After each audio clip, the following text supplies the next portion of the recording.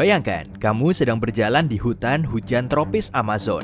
Tiba-tiba, kamu melihat sebatang kayu menghalangi jalanmu. Kamu mendekati batang kayu besar ini dan mencoba melangkahinya. Tunggu, kok mulai bergerak?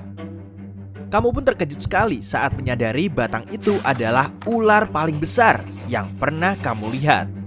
Anaconda hijau. Bisa dibilang, kamu beruntung karena bisa melihat ular terberat dan salah satu yang terpanjang di dunia. Ukuran reptil itu kira-kira 3 kali lebih panjang dari tinggimu dan setidaknya 2 kali lebih berat. Satu-satunya pertanyaan yang terbersit di benakmu adalah, apa monster ini akan menelanku utuh-utuh? Kamu berusaha mundur secepat dan setenang mungkin. Tapi percuma, kamu memang tidak membuat suara berisik, tapi ular tidak peduli. Sebab mereka tidak punya telinga. Reptil ini merasakan getaran. Lalu, ular itu menerjangmu. Bagi otakmu yang ketakutan, gerakan ini tampak secepat kilat. Padahal kenyataannya, kecepatan anaconda tidak bisa melebihi 8 km per jam. Ular besar seperti ini bergerak lambat di darat, tapi jauh lebih lincah di air. Di sana, mereka bisa bergerak 2 kali lebih cepat, sampai 16 km per jam. Omong-omong, setelah momen singkat penuh kengerian ini, sang ular besar setebal lengan orang dewasa ini melingkari tubuhmu. Fakta lain yang kamu harap tidak kamu ketahui adalah anaconda merupakan ular pembelit.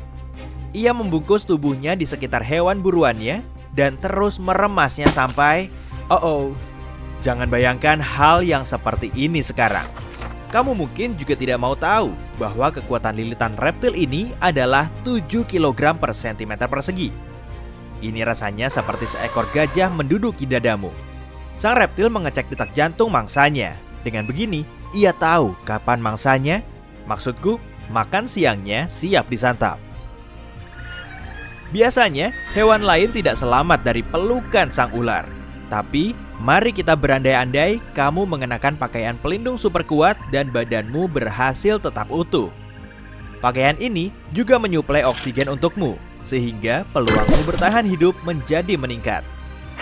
Anaconda dikenal sering memakan babi liar, kapibara, dan kaiman, reptil mirip buaya yang bisa tumbuh hingga 2,5 meter.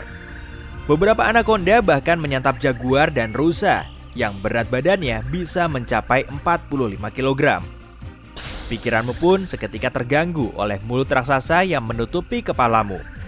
Bagaimana mungkin makhluk yang tidak begitu besar ini bisa menganga selebar ini? Anaconda tidak punya gigi atau anggota tubuh yang bisa memotong mangsanya, sehingga mereka harus menelan mangsanya utuh-utuh tanpa meninggalkan jejak. Rahang bawah ular ini tidak menyambung dan disatukan hanya dengan ligamen yang elastis. Hal yang sama berlaku di rahang atasnya yang memiliki 2 bagian terpisah. Rahang anaconda dapat bergerak masing-masing. Semua ini memungkinkannya untuk membuka mulut sampai lebih dari 160 derajat. Kalau kita, manusia, sudut maksimalnya hanyalah 40 derajat. Itulah sebabnya anaconda bisa menggerakkan mulutnya melewati sesuatu yang jauh lebih besar dari kepalanya. Ular ini mulai menggerakkan rahangnya di sekitar tubuhmu sambil mencoba mendorongmu ke kerongkongannya, yaitu tabung yang menghubungkan mulut dan perutnya. Untungnya, taring anaconda hanya berfungsi untuk menahan mangsanya, bukan menggigit. Dan taring ini tidak mengandung bisa. Namun pemandangan di depan matamu tetap menakutkan. Kamu melihat rahang atas berhiaskan 4 baris gigi yang mengarah ke belakang. Bentuk gigi ini mencegah hewan yang masih hidup untuk keluar dari mulut sang reptil lapar. Nah, kamu pun sadar dan bersyukur kamu mengenakan baju pelindung ini. Tapi sayangnya, kamu mungkin akan tenggelam. Kenapa begitu? Sebab anaconda menghasilkan banyak air liur. Mereka tidak bisa mengunyah makanan, sehingga proses menelannya jauh lebih sulit dibanding hewan-hewan pada umumnya.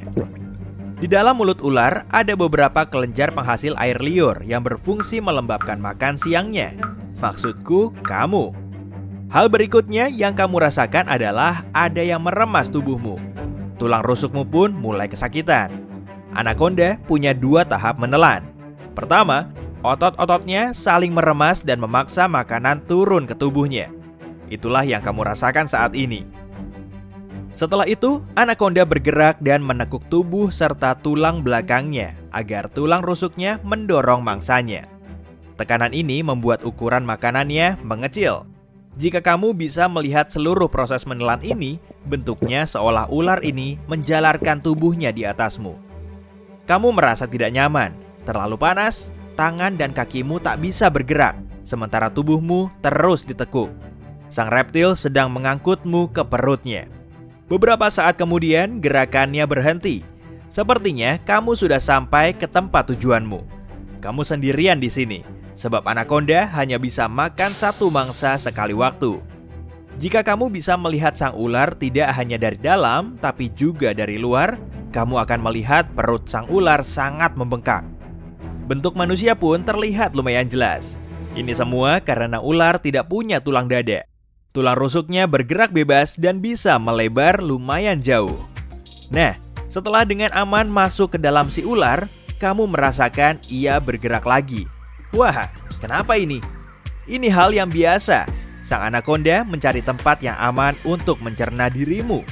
Berat badanmu yang sekarang membebani perutnya membuat sang ular sulit bergerak, sehingga keselamatannya terancam. Selain itu, tubuh sang reptil akan menghabiskan banyak energi untuk mencerna makanan sebesar kamu. Anakonda sama seperti ular lain, berdarah dingin. Mereka butuh tempat yang hangat untuk mempercepat metabolisme. Jika kedinginan, ular akan mengalami masalah pencernaan.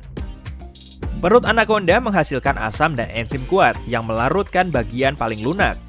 Baru kemudian bagian yang paling keras. Tanpa pakaian pelindung luar biasa ini, sang ular tidak akan butuh waktu lama untuk mencernamu. Dan itu tidak mengherankan, sebab asam lambungnya bahkan dapat melarutkan kulit kaiman yang keras. Rambut dan kukumu adalah yang akan terakhir larut. Namun, berkat baju pelindung ini, kamu bisa menghabiskan beberapa minggu di perut ular tanpa terluka sedikit pun. Namun, jaringan wifi di sini kurang bagus. Sayangnya, saat sang reptil mengeluarkanmu, kamu sudah lapar setengah mati. Nah, sekarang giliran kabar baiknya. Sang anakonda tidak akan mau memakanmu, atau setidaknya menelanmu utuh-utuh. Setelah melihatmu, sang ular kemungkinan akan takut dan kabur. Meski begitu, reptil ini bisa mencoba melindungi dirinya jika merasa terancam. Jadi, usahakan untuk tidak terlalu iseng, atau kamu bisa dicaplok. Meski begitu, tubuhmu terlalu besar untuk selera satu porsi makanannya. Jika menelanmu, sang reptil memang akan tetap kenyang selama sebulan atau bahkan lebih. Tapi, waktu untuk mencernamu terlalu lama. Proses ini akan memperlambatnya dan membuat gerakannya menjadi kaku. Alih-alih menjadi predator yang ditakuti, ia malah bisa berubah menjadi mangsa. Sekarang, menjauhlah dari ular besar yang sedang rebahan menghalangimu. Perlahan dan hati-hati. Kamu sedang beruntung hari ini. Sang anakonda tidak merasa dalam bahaya dan tidak tertarik mengunyahmu. Untung saja. Hey, jika kamu belajar hal baru hari ini, klik tombol suka di video ini lalu bagikan pada teman-temanmu. Inilah beberapa video menarik lainnya yang bisa kamu tonton. Klik saja video di salah satu sisi layar dan ingat, tetaplah di sisi terang kehidupan.